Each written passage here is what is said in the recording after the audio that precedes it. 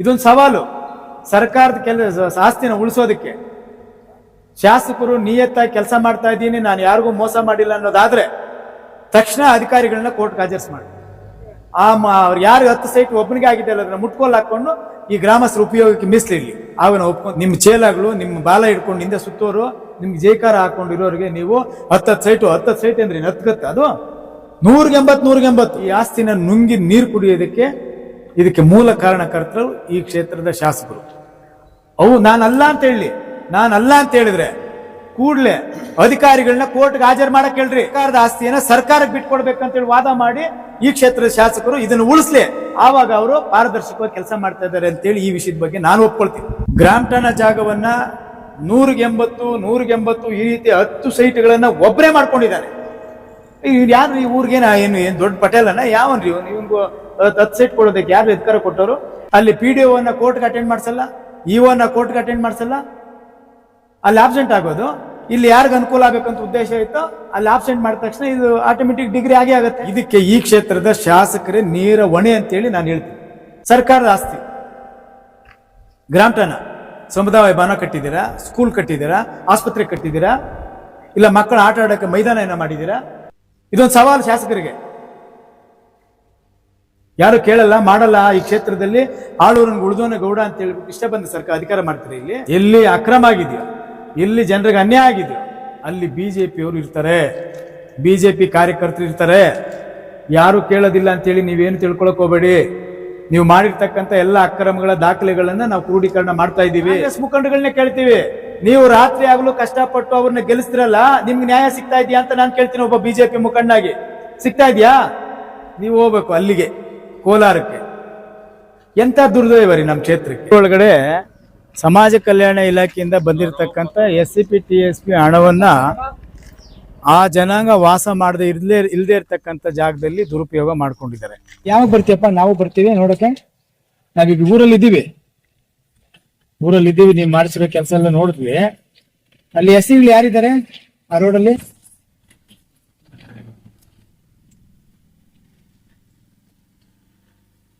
ನಾನು ಹೇಳಿದ್ ಕೇಳಪ್ಪ, ಇದು ಸರ್ಕಾರ ದುಡ್ಡು, SC ದುಡ್ಡು. ಈಗಲೇ ಸರ್ಕಾರ 40,000 ಕೋಟಿ ನುಂಗಿ ನೀರು ಕುಡಿದು ಗ್ಯಾರಂಟಿಗಳು ಡೈವರ್ಟ್ ಮಾಡಿದ್ದಾರೆ. SCಗಳ ದುಡ್ಡೆಲ್ಲ ಡೈವರ್ಟ್ ಮಾಡಿ ಹಾಳಾಗಿದೆ, ಎಲ್ಲೂ ಕೂಡ ಅಭಿವೃದ್ಧಿ ಇಲ್ಲ. ಅದ್ರ ಜೊತೆಗೆ ನೀನು ಇರೋ ತರ ಸ್ವಲ್ಪ ದುಡ್ಡನ್ನ ತಗೊಂಡೋಗಿ ನೀನು SCಗಳ ಕಾಲದಲ್ಲಿ ಮಾಡ್ಬೇಕು. ಇದು ಬೇರೆ ಕಡೆ ಎಲ್ಲೋ ಮಾಡಿದ್ರೆ ಯಾರು ನಿನ್ಗೆ ಅಧಿಕಾರ ಕೊಟ್ಟವರು? PDO NOC ಏನಂತ ಕಾಪಿ ಕೊಡು, ಬಿಲ್ ಬರೆಯಕ್ ಹೋಗ್ಬೇಡ, ಇದು ಕೆಲಸ ಆಗಿಲ್ಲ. ಊರವರೆಲ್ಲರೂ ಕೂಡ ಅಬ್ಜೆಕ್ಷನ್ ಮಾಡ್ತಾ ಇದ್ದಾರೆ. 2 ಇಂಚು 1.5 ಇಂಚ್ ಹಾಕಿದ್ದಾರೆ ಅಲ್ಲಿ ಕಾಂಕ್ರೀಟ್. 6 ಇಂಚ್ ಗೊತ್ತು, ಯಾವ್ದೋ ಮೋರಿ ಪಟ್ಟದಲ್ಲಿ ಒಂದ್ ಸ್ವಲ್ಪ ಕಾಣ್ಲಿ ಕಣ್ಣಿಗೆ, ನಿಮ್ಮಂತ ಬುದ್ಧಿವಂತರು ಆಫೀಸರ್ ಬರ್ಲ ನೋಡ್ಲಿ ಅಂತ ಮಾಡಿರ್ತಾರೆ. ಬಾ, ನಾವು 10 ವರ್ಷ ಇಲ್ಲಿ ನಮ್ ಕ್ಷೇತ್ರದಲ್ಲಿ ಕೆಲಸ ಮಾಡಿರೋದು. ಬೇರೆ ಯಾರಿಗಾನ ಗೊತ್ತಿಲ್ದವ್ರಿಗೆ ಹೇಳಿದ್ರೆ ಕೇಳ್ತಾರೆ. ಭರತ್, ನಾನ್ ನಿನ್ನಷ್ಟು ಓದ್ಲಿಲ್ಲ, ನಾನು ಇಂಜಿನಿಯರ್ ಅಲ್ಲ, ಆದ್ರೂ ಈ ಜನಗಳು ಹೇಳ್ದಂಗೆ ನಾನು ಕೇಳ್ಬೇಕಲ್ಲ, ಅದಕ್ಕೆ ನೋಡಕ್ ಬಂದಿದ್ದೀನಿ. ಮಾಡಿದ್ರು ಸ್ವಲ್ಪ ಕಾಮಗಾರಿ ಎಲ್ಲ ಬಿಟ್ಟಿದೆ. ಈಗ ಹೋಗಿದ್ವಿ, ಇಲ್ಲೇ ಊರಲ್ಲೇ ಇದ್ದೀವಿ, ಎಲ್ಲ ಬಿಟ್ಟಿದೆ. ಜೊತೆಗೆ ಎಸ್ಟಿಮೇಟ್ ಪ್ರಕಾರ ಮಾಡ್ಲಿಲ್ಲ. ಎಸ್ಟಿಮೇಟ್ ಎಲ್ಲ ತಗೊಂಬ, ಅಲ್ಲಿ ತನಕ ದಿಲ್ಲಿಯಲ್ಲಿ ಬರಕ್ ಹೋಗ್ಬೇಡ. ಇದು SCP TSP ದುಡ್ಡನ್ನ ನೀವ್ ಬೇರೆ ಕಡೆ ಡೈವರ್ಟ್ ಮಾಡಿ ಹಾಕಿದ್ಯಾ. ಇದು ಅದೇನ ಪ್ರೂವ್ ಆಯ್ತು ಅಂದ್ರೆ ನೇರವಾಗಿ ನಿನ್ ಮೇಲೆ ಅಟ್ರಾಸಿಟಿ ಕೇಸ್ ಆಗುತ್ತೆ. ನಿನ್ನ ಮೇಲೆ, ನಿಮ್ಮ AW ನಿಮ್ ಡಿಪಾರ್ಟ್ಮೆಂಟ್, ನಾನು ಹೇಳೋದು ಪೂರ್ತಿ ಕೇಳು, ನಿಮ್ಮ PDO ಕೊಟ್ಟಿದ್ರು, ಸೆಕ್ರೆಟರಿ ಕೊಟ್ಟಿದ್ರು, ಎಲ್ಲರ ಮೇಲೆ ಅಟ್ರಾಸಿಟಿ ಕೇಸ್ ಎಫೆಕ್ಟ್ ಆಗುತ್ತೆ. ಇದು ಆಟೋಮೆಟಿಕ್ ಎಫೆಕ್ಟ್ ಆಗುತ್ತೆ. ದುಡ್ಡು SCP TSP ದುಡ್ಡು ಅಂತ ನೀನೇ ಹೇಳ್ತಾ ಇದ್ದೀನಿ, ನಾನಲ್ಲ. OM ಅದೇ ತಾನೇ ಹೇಳುತ್ತೆ. ಆ OM ಪ್ರಕಾರ ನೀನು ಅಲ್ಲಿ SCP TSP ಅಂದ್ರೆ ಆ ಜನಾಂಗ ಇರೋ ಕಡೆ ನೀನು ಇದನ್ನ ಬಳಕೆ ಮಾಡ್ಲಿಲ್ಲ. ಯಾರೋ ಹೇಳಿದ್ರು, ಯಾರೋ ಕೊಟ್ರು ಅಂತ ಮಾಡಿಸ್ಬಿಟ್ಟಿದೀಯಾ. ಈ ದುಡ್ಡು ಯಾರ ದುಡ್ಡು, ಎಲ್ಲಿ ಹಾಕ್ಬೇಕಾಗಿದ್ದು, ಯಾರು ಉಪಯೋಗಕ್ಕೆ ಹಾಕ್ಬೇಕಾಗಿದ್ದು, ಏನಕ್ಕೆ ಬಳಸ್ತೀರಿ ಅಲ್ಲಿ ನೀವು ಪೂರ್ಣ ಮಾಹಿತಿ ಕೊಡು. ಇಲ್ಲೇನ್ ಬರೆಯಕ್ ಹೋಗ್ಬೇಡ. ನೀನು ಯಾವಾಗ ಕೊಡ್ತೀಯ, ತುಂಬಾ ದೂರ ಏನ್ ಎತ್ಕೊಳಕ್ ಹೋಗ್ಬೇಡ. ಯಾವಾಗ ಕೊಡ್ತೀಯ ಹೇಳು ಇದ ಡಾಕ್ಯುಮೆಂಟ್ ಪೂರ್ತಿ. ಅದರಲ್ಲೂ ಎಸ್ಟಿಮೇಟ್ ಪ್ರಕಾರ ಅಲ್ಲಿ ಆ CC ರಸ್ತೆ ಆಗ್ಲಿಲ್ಲ. ನನಗೆ ಗೊತ್ತಿದ್ದಂಗೆ 7-8 ಇಂಚ್ ಹಾಕ್ಬೇಕಾಗಿತ್ತು. ಅಲ್ಲಿ 1 ಇಂಚು 1.5 ಇಂಚು ಕಾಂಕ್ರೀಟ್ ಹಾಕಿದ್ದಾರೆ. ಅದಕ್ಕೂ ಕ್ಯೂರಿಂಗ್ ಇಲ್ಲ, ಪ್ರೊಫೆಷನಲ್ ಸರಿ ಇಲ್ಲ, ಎಲ್ಲ ಆಗ್ಲೇ ಬಿರುಕು ಬಿಟ್ಕೊಂಡು ಎದ್ದೋಗಿದೆ. ನೀವು ಈಗ ಆಲ್ರೆಡಿ ಎಲ್ಲ ವಿಡಿಯೋ ಮಾಡ್ಕೊಂಡಿದ್ದೀರಿ. ಅಲ್ಲೆಲ್ಲ ನೋಡ್ತಾ ಇದ್ರೆ ಗ್ರಾಮಸ್ಥರಿಗೆ ನೊಂದು ಇವತ್ತು ಬಹಿರಂಗವಾಗಿ ಬೀದಿಗಿಳಿದು ಇದು ಎಲ್ಲರ ಗಮನಕ್ಕೆ ತರಬೇಕು. ಸರ್ಕಾರದ ಹಣ ದುರುಪಯೋಗ ಆಗ್ತಾ ಇದೆ. ಎಲ್ಲರೂ ಕಟ್ಟಿರ್ತಕ್ಕಂಥ ಟ್ಯಾಕ್ಸ್ ಹಣ ದುರುಪಯೋಗ ಆಗಬಾರ್ದು. ಅದು ಯಾವ್ಯಾವ ವರ್ಗಕ್ಕೆ ಸೇರಬೇಕು ಅದಕ್ಕೆ ಸೇರಬೇಕಾಗಿರೋದನ್ನ ಸೇರಿಸಲಿಲ್ಲ. ಇಲ್ಲಿ ಅಕ್ರಮ ಸಾರ್ವಜನಿಕ ಹಗಲು ದರೋಡೆ ಆಗ್ತಾ ಇದೆ ಅನ್ನುವಂಥದ್ದು ಸಾರ್ವಜನಿಕರ ದೂರು. ಆ ಹಿನ್ನೆಲೆಯಲ್ಲಿ ನಾವೆಲ್ಲರೂ ಕೂಡ ಇವತ್ತು ಬಂದು ಗ್ರಾಮದಲ್ಲಿ ಭೇಟಿ ಕೊಟ್ಟಾಗ ಅದು ನಿಜ ಅನಿಸ್ತು. ನಾವು ನೋಡಿದ್ವಿ, ನೀವು ನೋಡಿದಿರಿ. ನಾನು ತಕ್ಷಣ ಈಗ ಸಂಬಂಧಪಟ್ಟ ಅಧಿಕಾರಿಗಳಿಗೆ ಮಾತಾಡಿದೆ. ಅವರು ಕೂಡ ಸಮಾಜ ಕಲ್ಯಾಣ ಇಲಾಖೆಯಿಂದ ಬಂದಿರತಕ್ಕಂಥ ಹಣ ಅಂತ ಒಪ್ಕೊಂಡಿದ್ದಾರೆ. ಎಸ್ಟಿಮೇಟು ತಗೊಂಬಂದು ನಾವು ಕೇಳಿದ್ದೀವಿ, ಕೊಡ್ತೀನಿ ಅಂತ ಹೇಳಿದ್ದಾರೆ. ಅದು ಎಷ್ಟರ ಮಟ್ಟಿಗೆ ಅವರು ನಮ್ಗೆ ತಂದು ಕೊಡ್ತಾರೆ ಅನ್ನೋದ್ರ ಬಗ್ಗೆ ನಮಗಿನ್ನೂ ನಂಬಿಕೆ ಇಲ್ಲ.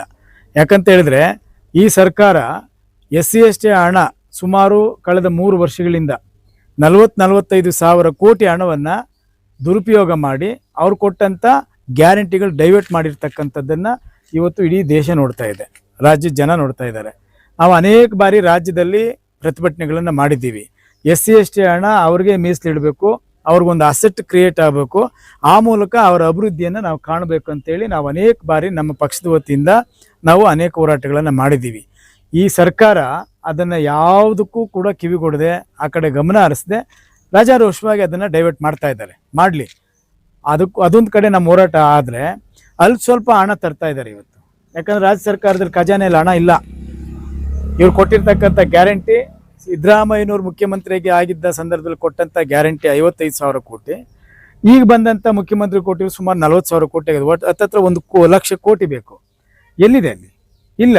ಆದರೂ ಅಲ್ಲಿ ಸ್ವಲ್ಪ ಇರ್ತಕ್ಕಂಥ ಹಣನ ತಂದು ಈ ರೀತಿ ಯಾರಿಗೆ ಸಲ್ಲಬೇಕಾಗಿರ್ತಕ್ಕಂಥ ಹಣವನ್ನು ಅವ್ರಿಗೆ ಉಪಯೋಗ ಮಾಡದೆ ಬೇರೆ ಕಡೆ ಅದನ್ನು ಡೈವರ್ಟ್ ಮಾಡಿ ಅವ್ರ ಇಚ್ಛಾನುಸಾರ ಇದನ್ನು ದುರುಪಯೋಗ ಮಾಡ್ತಾ ಇದ್ದಾರೆ. ಇದು ಎಷ್ಟು ಸರಿ?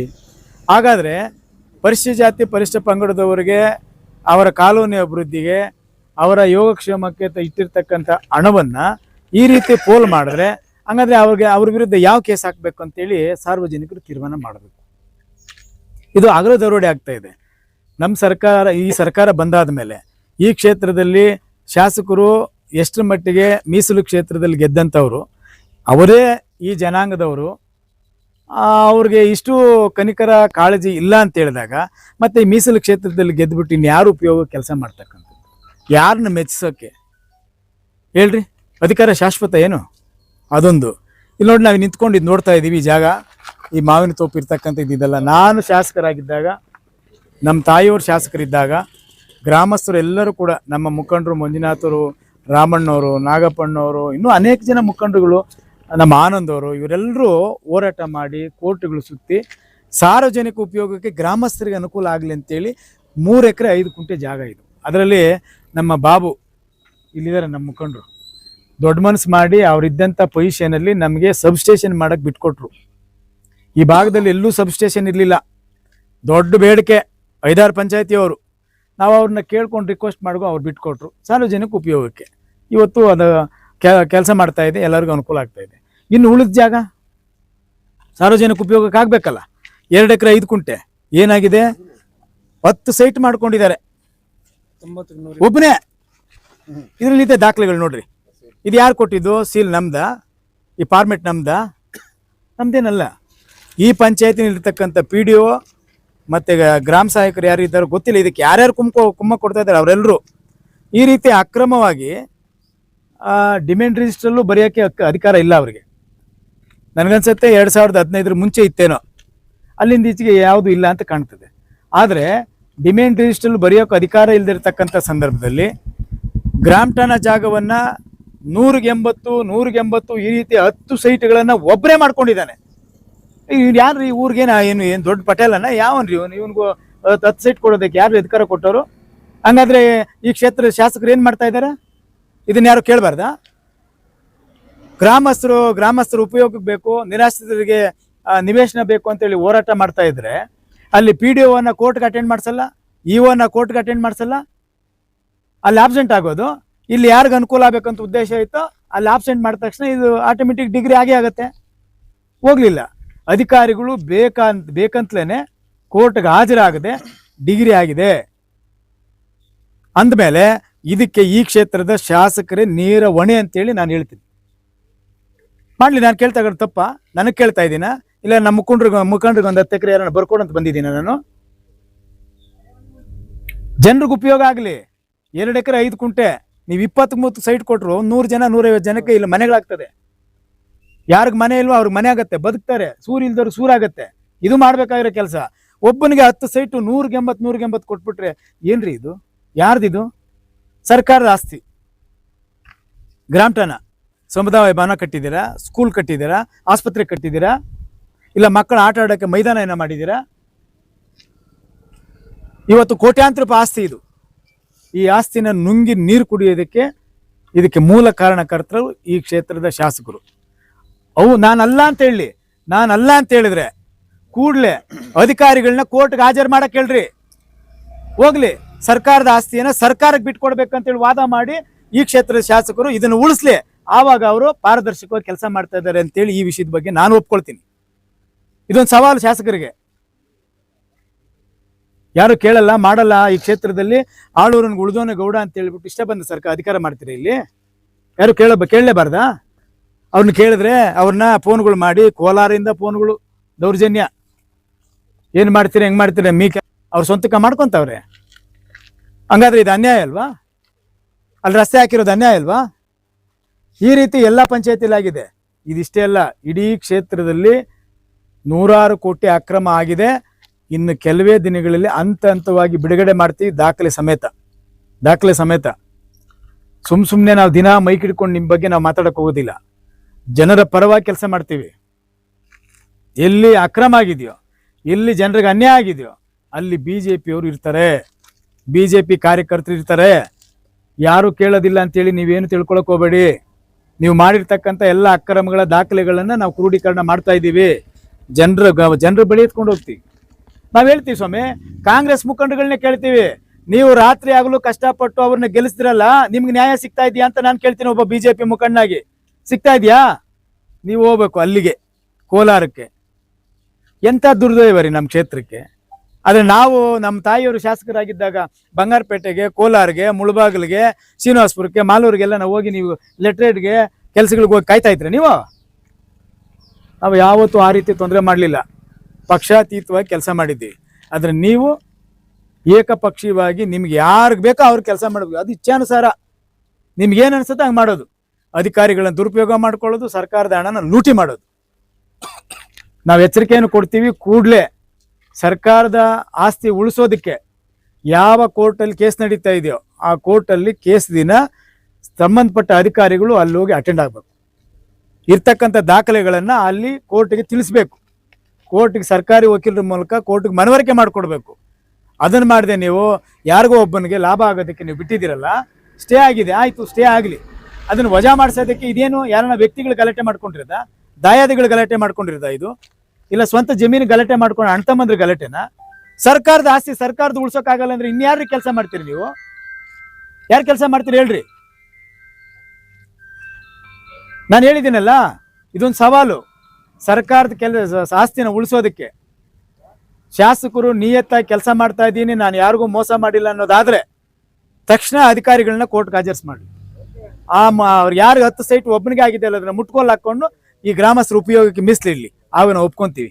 ಅದೇನು ಇಲ್ದಿರ ನಿಮ್ಮ ಚೇಲಾಗಳು ನಿಮ್ಮ ಬಾಲ ಹಿಡ್ಕೊಂಡು ಹಿಂದೆ ಸುತ್ತೋರು ನಿಮ್ಗೆ ಜೈಕಾರ ಹಾಕೊಂಡಿರೋರಿಗೆ ನೀವು 10 ಸೈಟ್ ಅಂದ್ರೆ 10 ಗತ್ತ ಅದು 180 ಯಾರಪ್ಪನ ಆಸ್ತಿ ಇದು? ಮಾಡಿ.